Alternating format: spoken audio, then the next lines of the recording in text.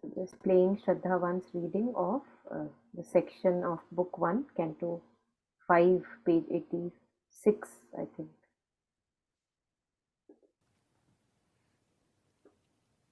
Mind is a mediator divinity. Its powers can undo all nature's work. Mind can suspend or change earth's concrete law. Affranchised from earth habit's drowsy seal, the leaden grip of matter it can break. Indifferent to the angry stare of death, it can immortalize a moment's work. A simple fiat of its thinking force, the casual pressure of its slight assent, can liberate the energy dumb and pent within its chambers of mysterious trance. It makes the body's sleep a puissant arm, holds still the breath, the beatings of the heart, while the unseen is found, the impossible done. Communicates without means the unspoken thought. It moves events by its bare silent will, acts at a distance without hands or feet. This giant ignorance, this dwarfish life, it can illumine with a prophet sight, invoke the Bacchic rapture, the Furies' goad, in our body arouse the demon or the god, call in the omniscient and omnipotent, awake a forgotten almightiness within. In its own plane a shining emperor, even in this rigid realm mind can be king. The logic of its demigod idea in the leap of a transitional moment brings surprises of creation never achieved even by matter's strange unconscious skill. All's miracle here, and can by miracle change.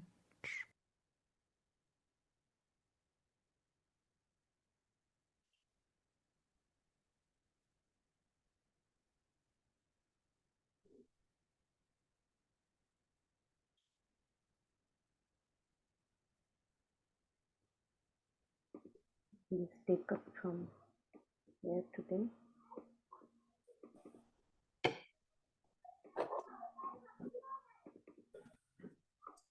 Yes. The last time we had done until page 85, this part, this giant ignorance, this dwarfish life, it can illumine with a prophet sight.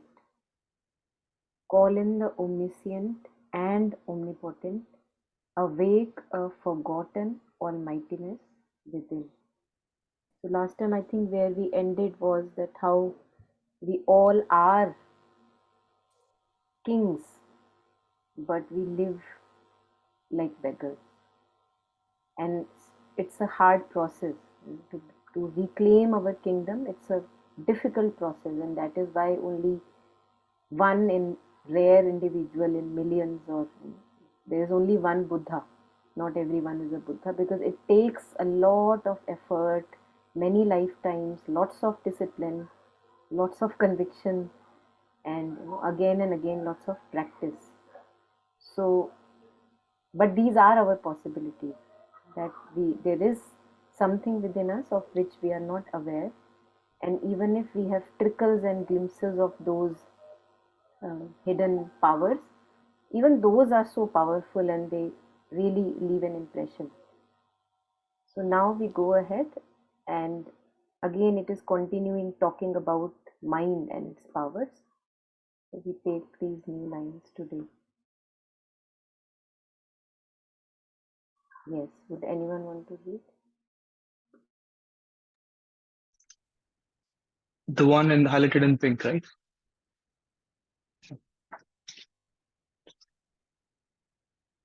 In its own plane, a shining emperor,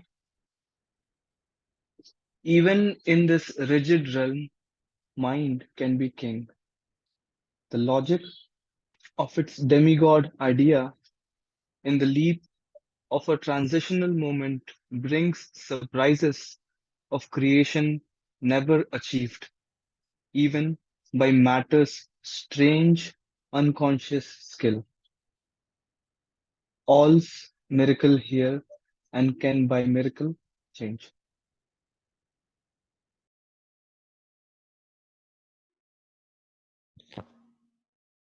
So there are planes of consciousness, as Mother and Sri Aurobindo talk about. Like there are worlds. There is a mind world, then there is a vital world. So there, the planes of consciousness that are present in us, there are worlds also of those planes of consciousness. In Savitri, we have description of these worlds in detail. That how that on that plane, like on the mental plane, in the plane of mind consciousness, their mind is the ruler, shining emperor. Everything is under the command of mind. And wherever there is the realm of, for example, the plane of life, or this vitality that we have, mind vital in the body, there will be different rules, and their life will be the ruler. So like that, in its own plane, a shining emperor, even in this rigid realm. So in the realm of matter, material consciousness, here also mind can be king. And as we were discussing earlier, the powers of the mind, that there are many many stories, even now or earlier, even more, of how mind, with mind's power, one can defy gravity, or change physics laws for some moments.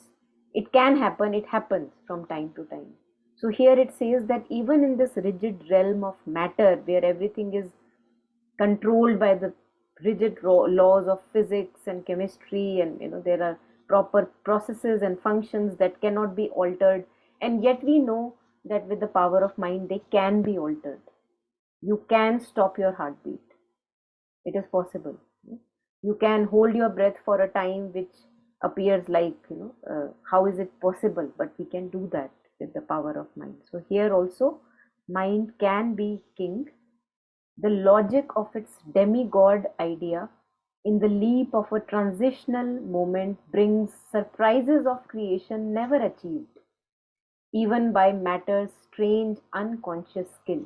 So, unconscious skill of matter is how we have seen that eons have passed, and how nature is toiling with different organisms. So, first, stone consciousness was there, then different little organisms, unicellular, single celled organisms came, and then further multiplication, different complicated forms came. Even now, we know, if we go wherever, you look at birds, you look at sea creatures, we will see marvelous things possible, which is beyond our comprehension. How is that possible? How do you create that? So even what matter or nature creates by its so-called unconscious skill, it doesn't appear like it's doing it consciously. It's just happening as a evolution, is proceeding. It is just happening through evolution. So it appears like that it's like unconsciously toiling and creating such beauty and such intelligence.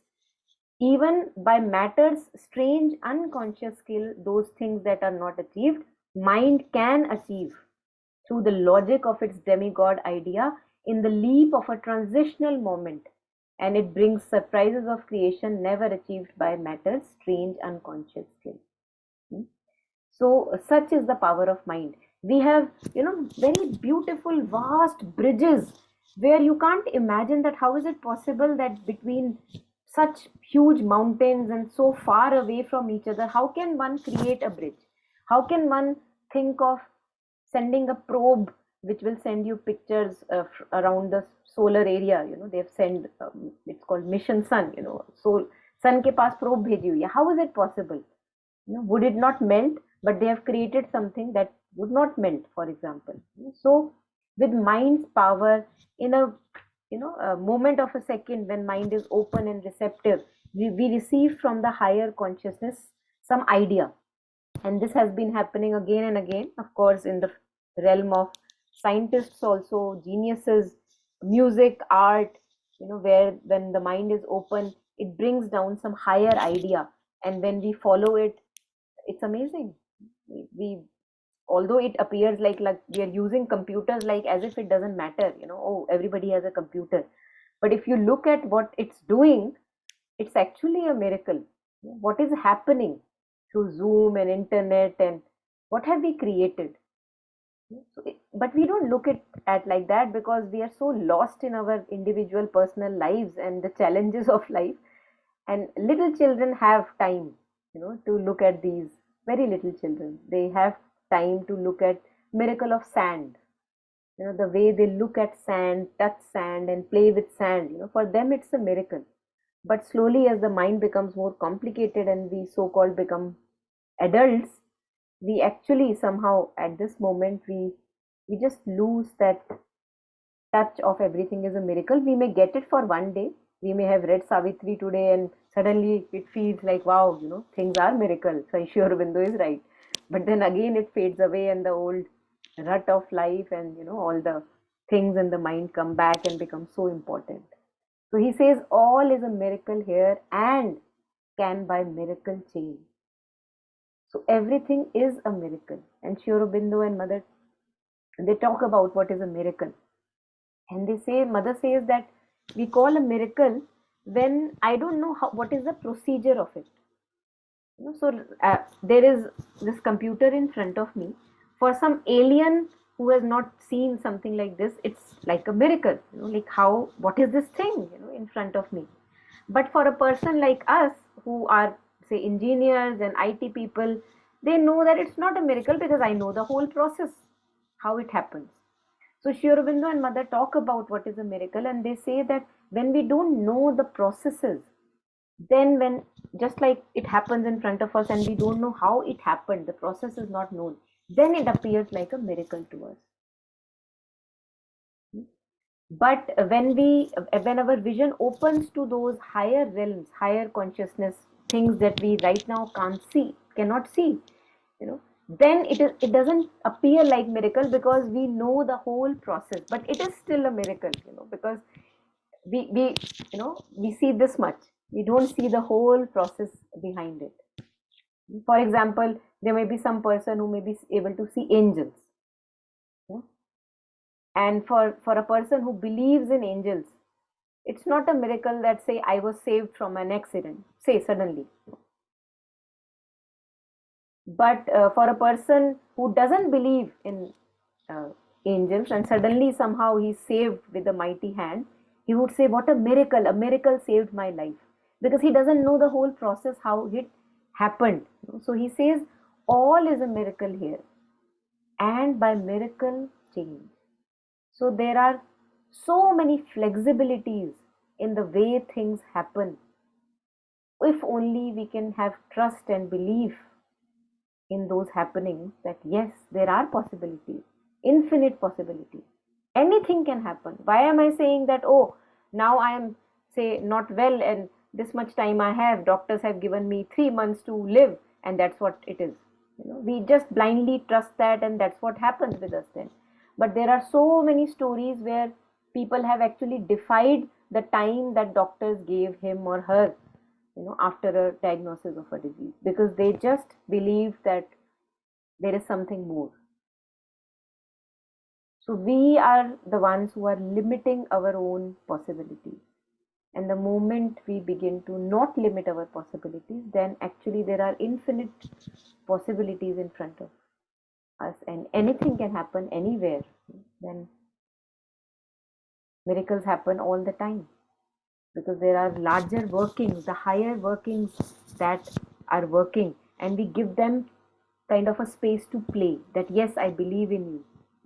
I'm giving you chance to play. They're already playing. It's not that only when we say yes, then only they play. But it's just that we become conscious of them more when we inwardly admit that yes, they are there, and I'm giving them space to be in my life.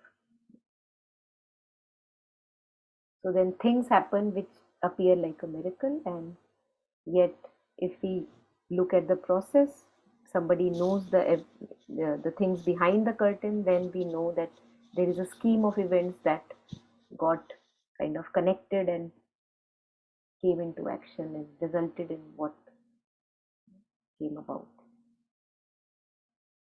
Yeah. So anything here? Anyone?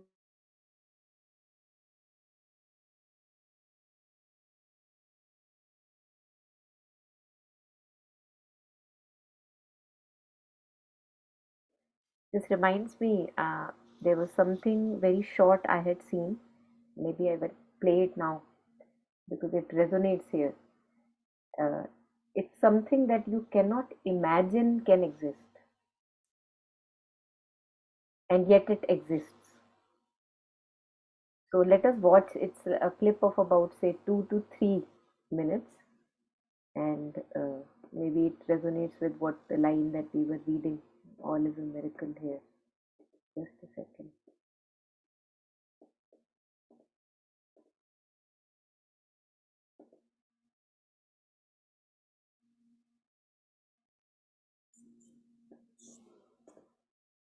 Yeah.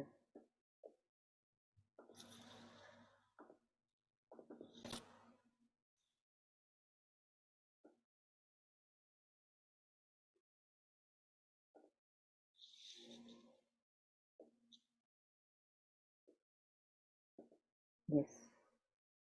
Japanese pufferfish is dull, almost to the point of invisibility. But to compensate, he is probably nature's greatest artist. To grab a female's attention, he creates something that almost defies belief.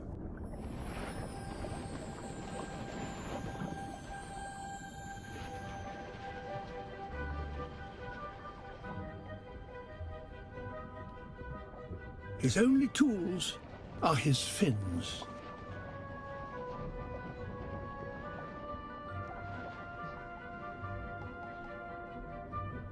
In his head, a plan of mathematical perfection.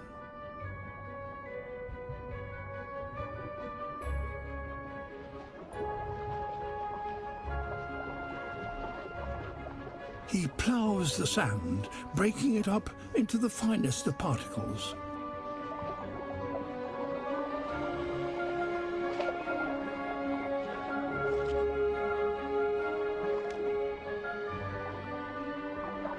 These shells aren't just rubbish to be removed. He uses them to decorate the ridges of his construction.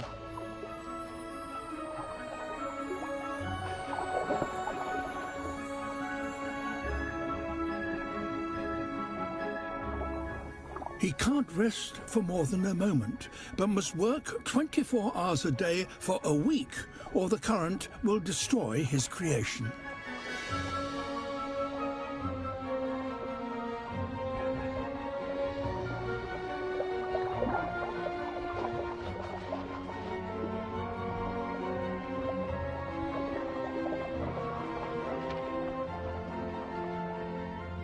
A final tidy up, and his masterpiece is complete.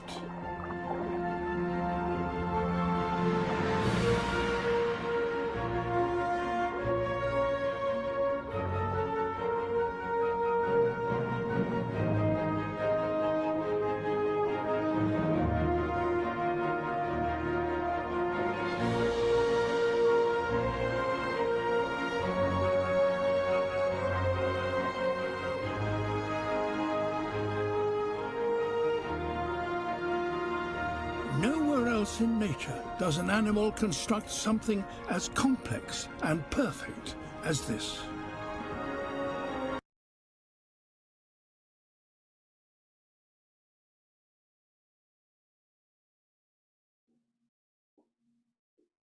Yeah. Here we have example of a miracle. And again, we were discussing that it's surprises of creation never achieved even by matter's strange unconscious skill. So we think that nature is working unconsciously, but here we had an example of such a beauty. And how is it possible that this is unconsciously being done? And yet there is an innate intelligence. Even now scientists are agreeing, that there is an innate intelligence uh, behind this seemingly unconscious movements of nature. So all is a miracle here and can by miracle change. Yes, Beautiful, Monica. Thank yeah. you so much. It's really unbelievable. We human beings think that we are very intelligent people. We can only do all these decorations, constructing something. Yeah, beautiful. Thank you. Thank Yeah. you so much.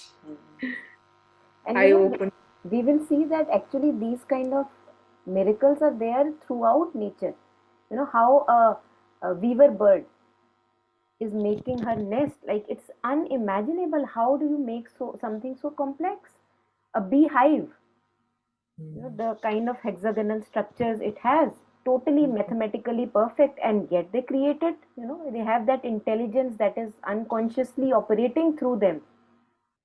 And yet we, who call ourselves so intelligent and so forward in evolution, if we look at our situation and the way we have made the condition of earth right now, it's crazy that unconsciously nature can create such a beauty, and consciously, because again we can fall so low also. Because of that we can actually play havoc with ourselves and earth and the whole universe. And yet we have True. created beauty also. There are many wonders that mind and its intelligence has created. There are enough examples. So how do we want to use it?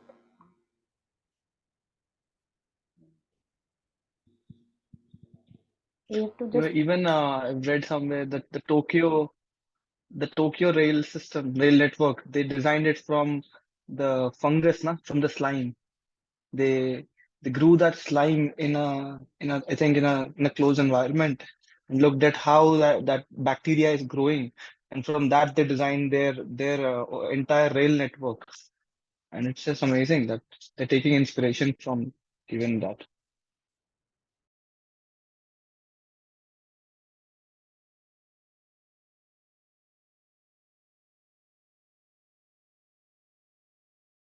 yeah,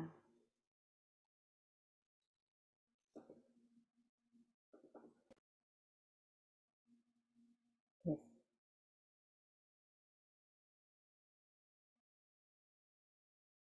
So I copied and paste, like I wrote it down, this line, all is miracle here and can by miracle change, because we forget. So I wrote it down, I pasted it on my wall, just to know that this is our possibility, because we forget. Our mind traps us into, we all know, we are aware of our mind, where all it takes us, and we get lost in such trivialities that actually we forget that we are actually, all of us are a living miracle, all of us. But things, other things become so important, and they just dull, they dull our life to such a large extent. So we have to continuously remember and remind ourselves that we are living a miracle, and there is nothing to be excited about it, that oh, I am living a miracle, but just this inward knowing that is there, that brings us to the present moment.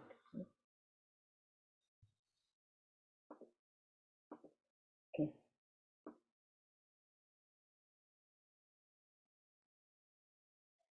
so let us read a little bit more. Anyone would like to read can read the bit in yellow.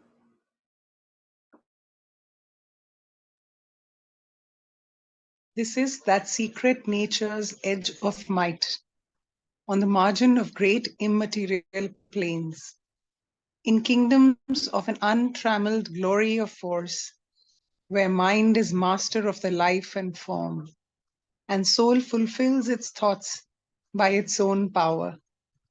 She meditates upon mighty words and looks, on the unseen links that join the parted spheres.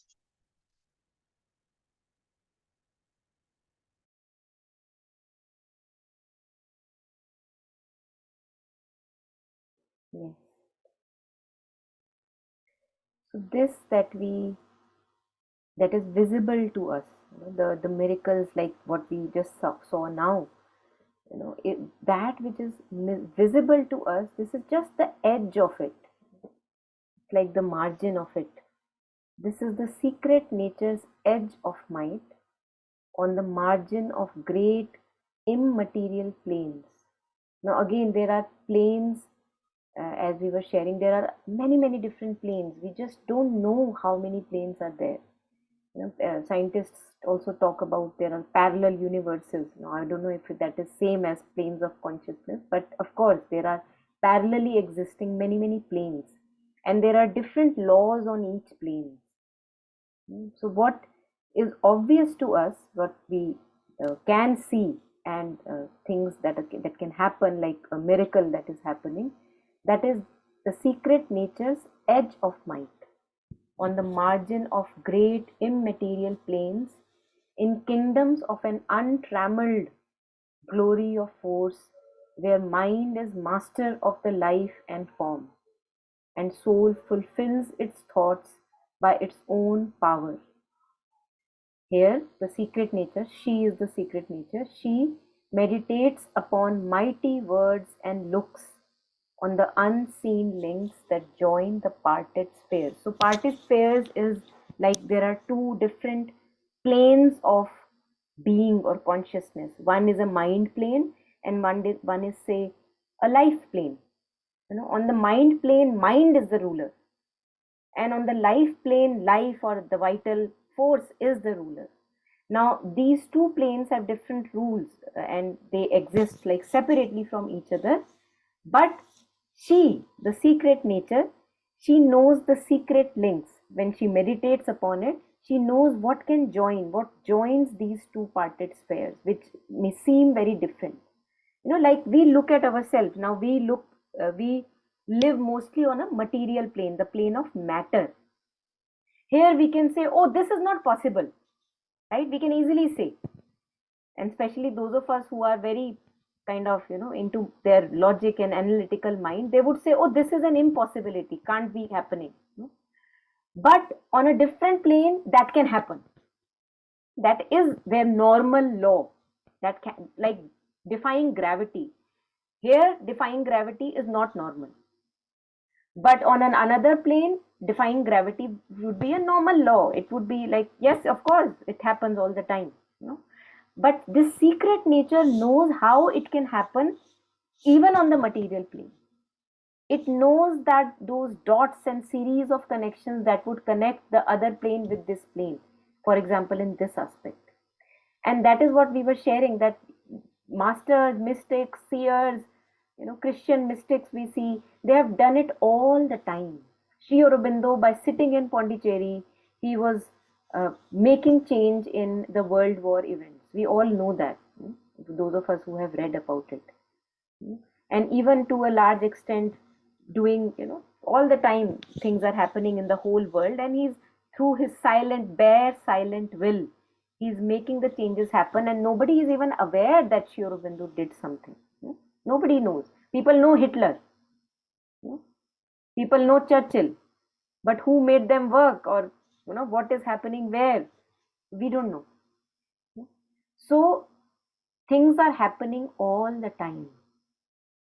But our focus is so narrow, like जो कुछ लगा देते हैं ना घोड़े की आंखों के आगे, तो उसको सिर्फ इतना सा दिखता है. हमारा भी वही हाल है, because we have these walls of senses, the sense mind, and we feel that the only thing that I can see and touch and feel and hear and interpret, that is true, and that rest everything I don't know, do not care about much.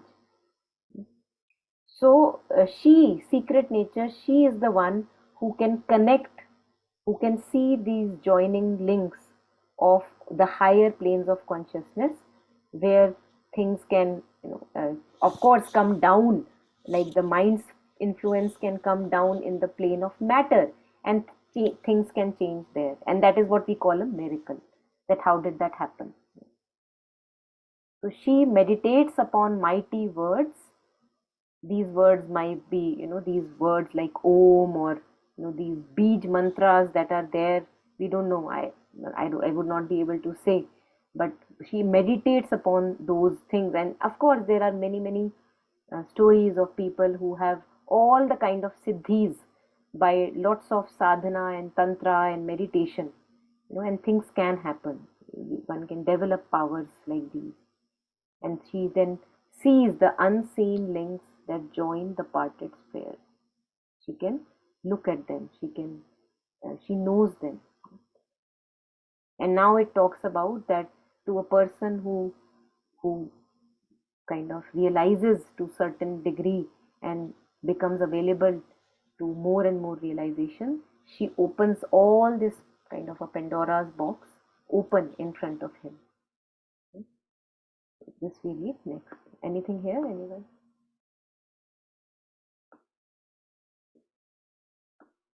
This may appear, at times very maybe above us, or maybe why are we reading this at times, it may appear to us, but these are our possibilities. And since we forget all the time and so busy in our little narrow and constricted worlds, if only we can become aware that there are infinite possibilities waiting for us. If we are convinced that there are things that I can ignore, and let us ignore them now. We have given them enough importance, and whatever maybe their purpose was, it has served. But if we are now convinced that we have to give something else more importance, then again there are many possibilities waiting. So the lines in green, if anyone would like to read.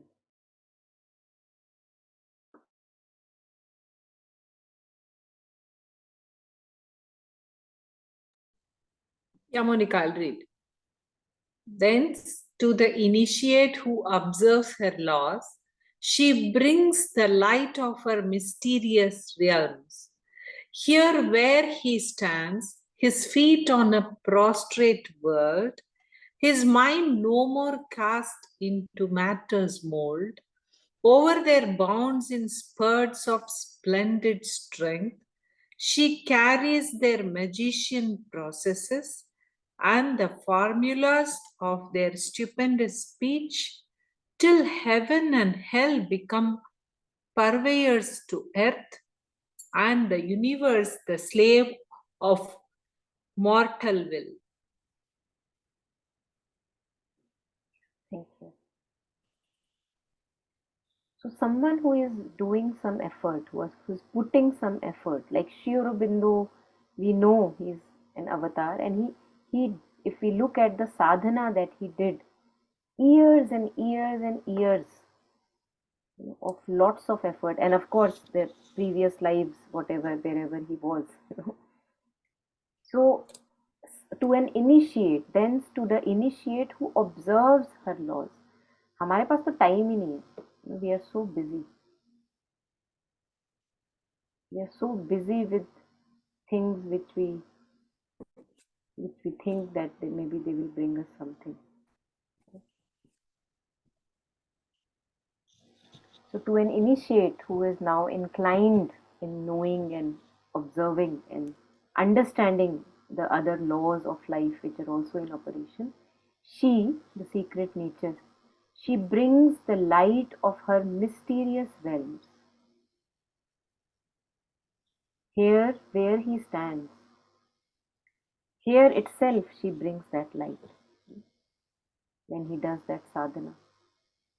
His feet on a prostrate world, so this world of matter, here, his feet are here, he's not gone anywhere. His feet on a prostrate world, his mind no more cast into matter's mold. So the matter's mold is the mold of senses.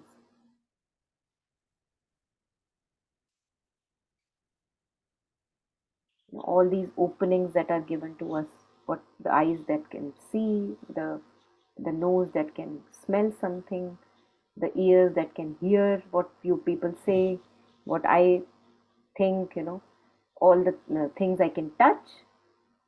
So all the time, if I am always succumbed under the influence of these sense perceptions, then I cannot open myself to this new worlds which are waiting for me. I cannot, it is not a possibility. It is not a possibility.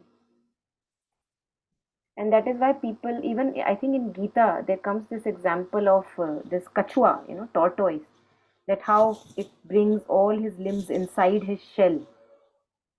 That is how we have to enter a state of getting in touch with our higher consciousnesses. It is our own higher consciousness, not somebody else's.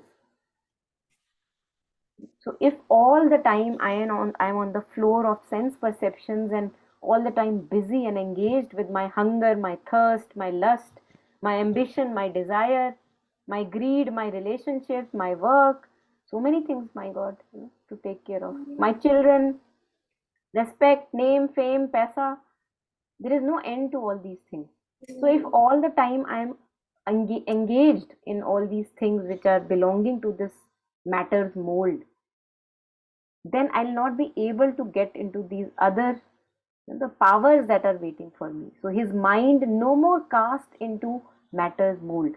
That is why we were reading in the inspirational lives, on Wednesday we were reading that how Sri Aurobindo is talking about that there is a place where you can place your attention above your head, or as a witness, stabilize that stance so that you are above that sense perceptive mold that is there. And then of course you come down and bring all that light there in the mold also. But as long as I'm trapped in this sense perceptive mold, it is, to me it appears that it is not a possibility that we can get to know of something more that who we truly are. So where he stands, to a person who is now willing, the initiate who observes her laws, she brings the light of her mysterious realms here where he stands, his feet on a prostrate world, his mind no more cast into matter's mold. Over their bounds, in spurts of splendid strength, she carries their magician processes and the formulas of their stupendous speech. So all these powers of the other realms, immaterial realms, she brings it to that initiate. Even the formulas she gives, to how to have such a magic or a miracle, she reveals those formulas. And for example, tantra is all about these magical formulas, and people have done wonders with those formulas. That's a different matter, that many a times ego can claim again all the siddhis and powers you may have achieved, but it is possible to have so many powers. And it is not about gaining powers here, it is just about getting to know about our higher possibilities, that we are not slave of a nature which is over us, that it can be under our mastery. There is a possibility. So she carries their magician processes and the formulas of their stupendous speech till heaven and hell become purveyors to earth. So purveyors is somebody who is a supplier. So heaven and hell both become suppliers to earth. Like how can I serve you? Okay. So all these energies that are there, they begin to serve then a person who is begin to now master all these forces. And the universe, the slave of mortal will. Imagine the universe, the slave of mortal will. क्या हुक्म है मेरे आका types. So it is our possibility, but it's not an easy job. It requires a lot of discipline, shedding away of lots of tamas, inertia, shedding away of lots of forgetfulness that is there, and being very single pointed. And that's what we see here with Ashwapati. He's very single pointed in his focus, like an arrow shooting into. There was a line earlier. He shoots, like goes up and up and up.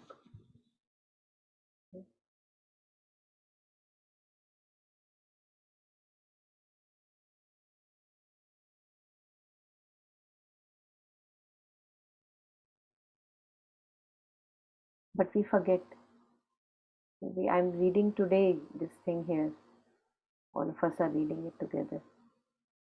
And there was something in the material realm, becomes so important, and more important than actually the importance it would deserve, truly.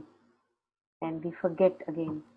We lose the direction. So that forgetfulness is there, that curtain of blindness is there, of sense perceptions and thoughts and feelings. They become so important.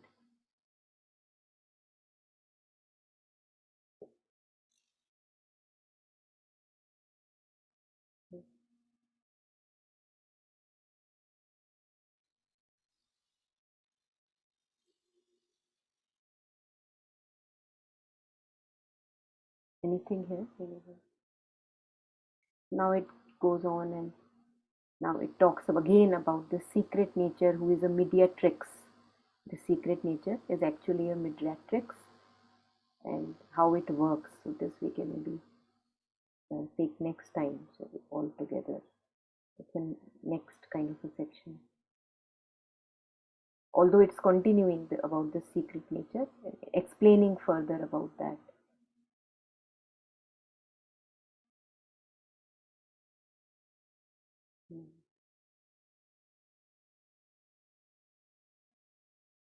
Any last comments?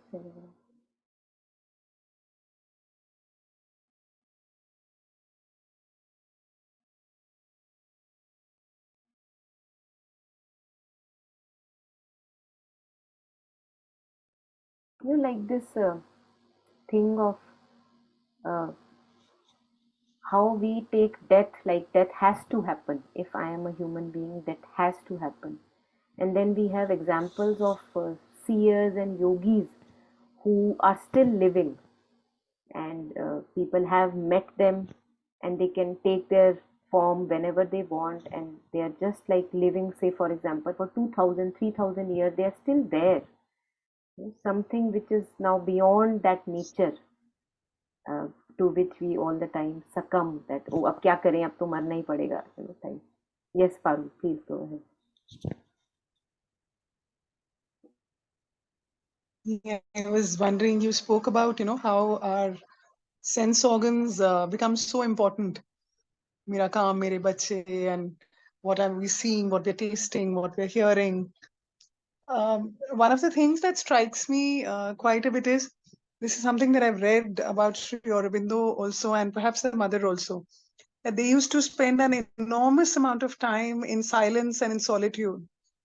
Sri Aurobindo for months, would not meet. Very few people had access to him physically, and he would be in a quiet room where he's meditating by himself, and very quiet. He's turned within and away from the world, which is how he was then able to do what he did, and which is how he left this beautiful, guidance for us. It's something that I feel, just reading about it, of course, I mean, it's extremely wonderful, and it's a huge grace by itself. But I think it somehow it behooves us to also walk that path ourselves. I feel, being in silence, being in solitude, closing the eyes, turning away from the senses. It's not just about, like you said, a second hand wo lena ki, the great seers have said this, and it feels true, resonates true with somewhere in our soul within. But to experience it firsthand, I feel it is within our powers.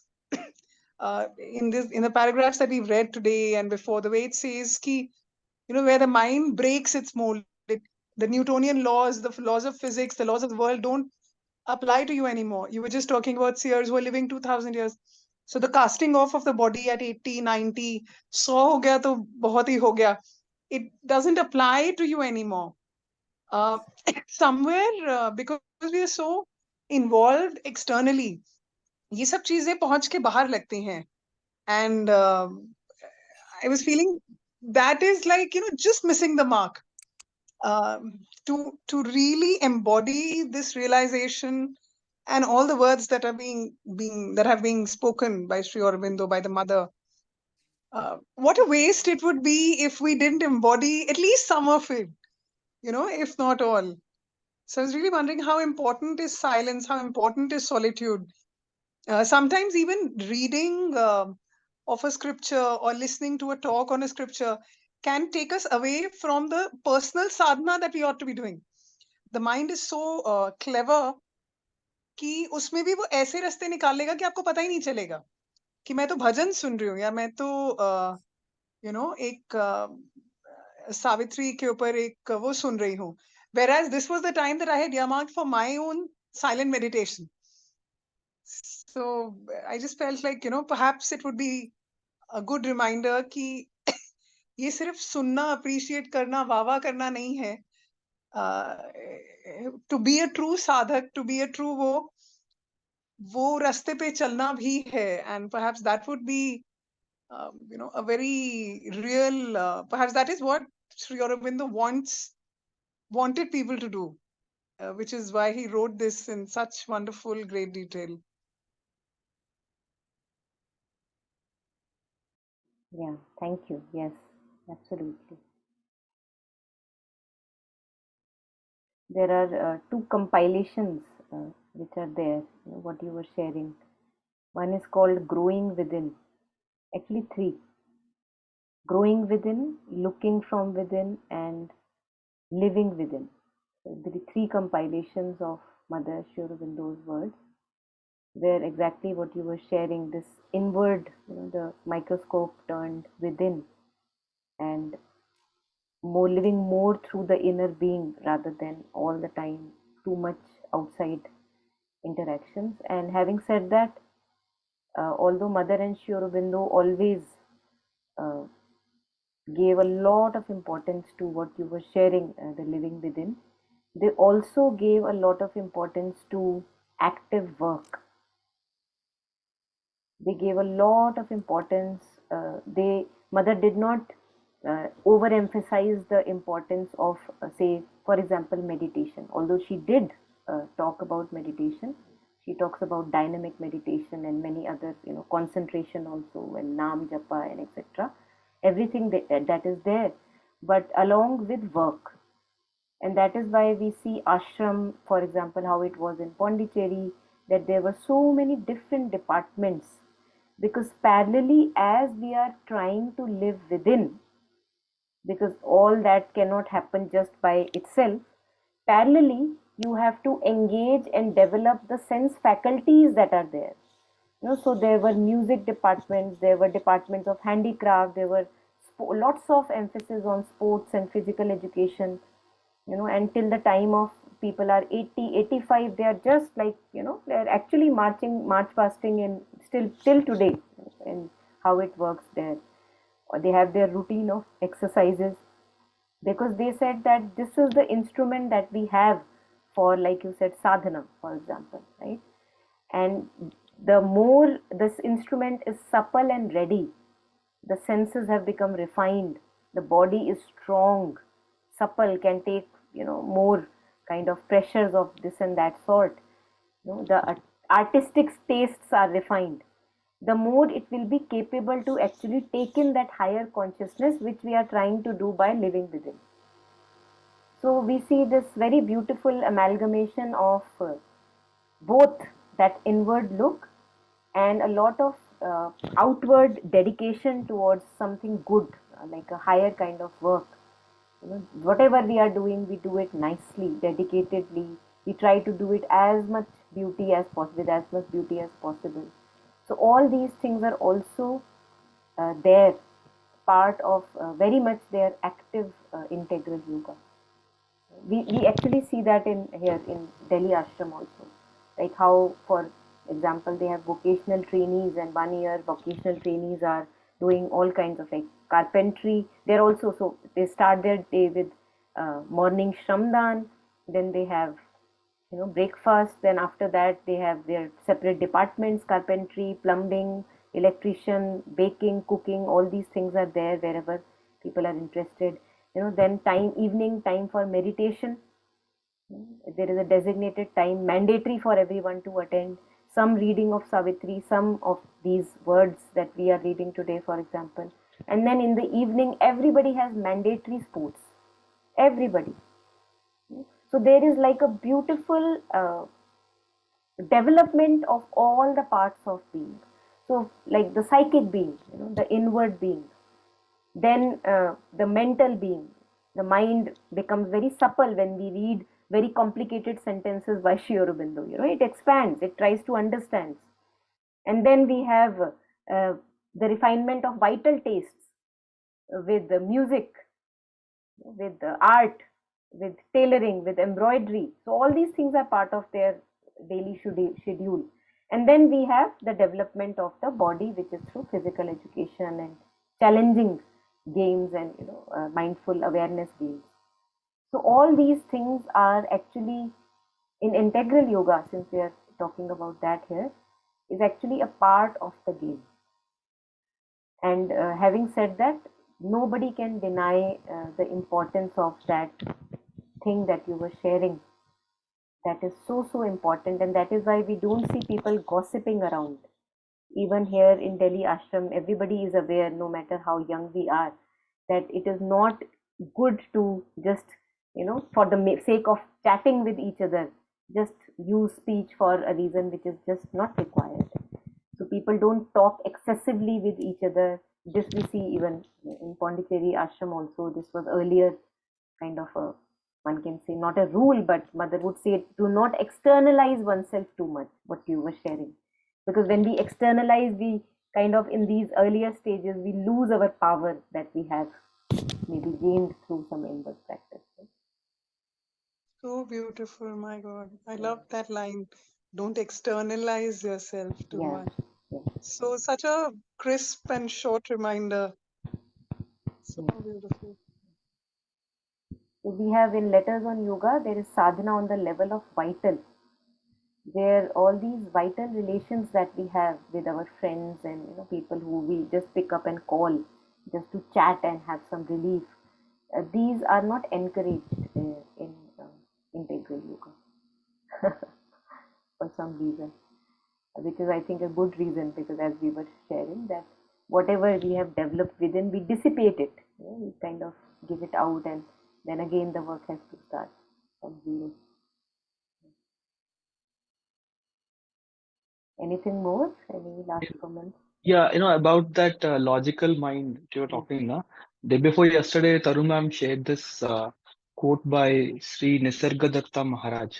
It says, "You may die 100 deaths without a break in the mental turmoil, or you may keep your body and die only in the mind." And the last sentence it says, "The death of the mind is the birth of wisdom." And that, to me at least, that I resonate so much, because it's always the mind that interferes, na? Even like in Savitri it says the cords pull the consciousness down. Again, trying to rise up, these old cords of the mind, they bring unnecessary reasoning. Like you said, 100 years ago somebody told me that you can be in a different country and talk to your mother on the phone by watching her on the video. I wouldn't have believed it. But again, there has to be, like, this is again a regular material example, like material world example, but there are things beyond that I cannot comprehend. So not I will not use to not use logic here is the best thing, because mind is limited. So yeah. Yeah, I think when we call the death of the mind, it is, we are talking of the surface turmoil of the mind, the sense mind, and as we know with Sri Aurobindo, we get to know that how when mind becomes a receptacle, like a silent, strong receptacle, then it can take in the higher knowledge coming from above. And he talks about the ranges of mind, है ना? Higher mind, illumined mind, over mind, and then the super mind. If I am all the time engaged in the sense mind, like what you were sharing, the quote, that talks about the death of the sense mind, that I'm not engaged there anymore. But it doesn't mean that the mind has died, because mind is there like a receptacle, like a silent receptacle, like a container which is now free of garbage, so that the higher now can dawn in. It can take place, take its seat, proper seat there. So when we are taking the mind in the lower terms, then we have to realize that it is the mind that we are usually accustomed to, which is the sense mind, or these patterns of our mind, the patterns of thinking, the patterns of feeling. Like you were sharing that sentence, the subconscious cord renews and pulls us down. These are patterns which we are blindly following the dictates of. So when we become conscious that, oh, I am again going into that simply stop, we come back to the present moment again. So we are again in that very moment, we are dead to that mind, that subconscious mind, which usually is our ruler. But again, easier said than done, because it's not easy without a discipline to let go of the sense mind. It comes with a lot of, I think, tragedy, turmoil, difficulties, because we are not easily convinced that I have to let it go. It's only when we are pained too much by its atrocities that we become convinced that nahi, ab to iska samay aa gaya, jana padega. And of course, even then it doesn't go that easily.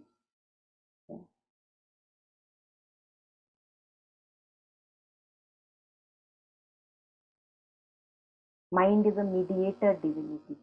अभी हमने पढ़ा था ना. There is a purpose to. It's like a. Imagine करो कि आपके पास एक pipe है और वो पाइप दो चीजों को कनेक्ट करता है.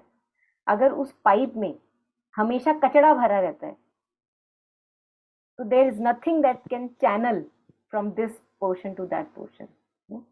So our mind is full of kachra most of the time. That is what we were talking of. The death of the mind is death of that kachra that is all the time in the mind. And then when the pipe is clean, like it is detoxified, like when we read the words or when we meditate in silence, somehow a detoxification happens. And when the detoxification happens, at least for a moment, that mind is free to connect between spirit and matter. So mind is that channel which we have to keep clean. And how would I keep clean? Like this, like when I become sure that no, I can't be sure of my thoughts. I'm thinking all the time in the surface consciousness, but how am I sure that what I'm thinking is right? So when we become unsure of these thoughts, then that pipe becomes a little clean, like. And again, lots of vigilance, because the dirt can come back again, can come back again, can come back again. So as long as we have breath in the body, that vigilance needs to be there, so that it doesn't become mucky again and becomes clogged, so that it cannot be the mediator.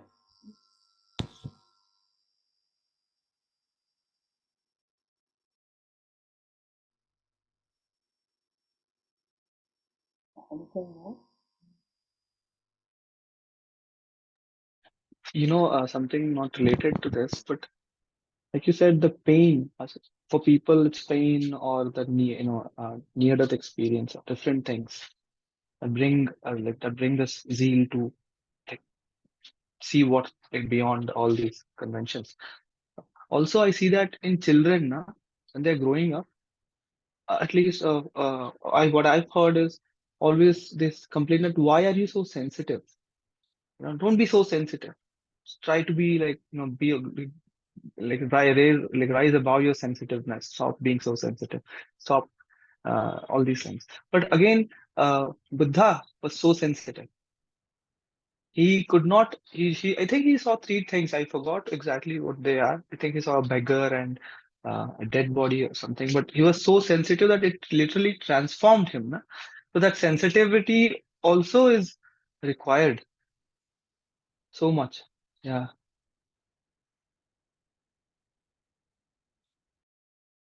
Yes, definitely.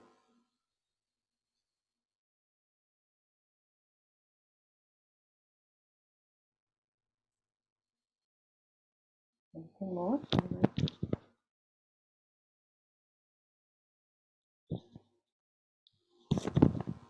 Okay, so I think maybe we stop here then today.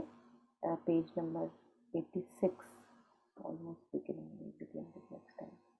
Before we end, let's take a moment of silence to share and dedicate all the merit that we may have accumulated, our personal disciplines and sadhana or collective merit, dedicating it and sharing it with all the sentient beings, near and far. May we all have peace in our hearts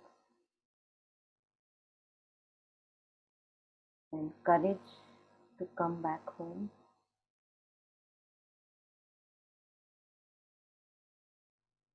and lots of joy and progress in our life.